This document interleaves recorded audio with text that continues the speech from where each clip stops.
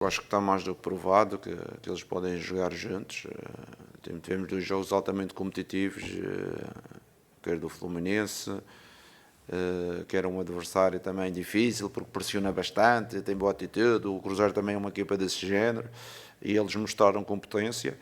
Eu tenho é que os preservar em algumas situações para não terem que jogar sempre, e é aí é que tem que entrar os outros elementos do elenco, para criarmos maior número de soluções a estas duas posições.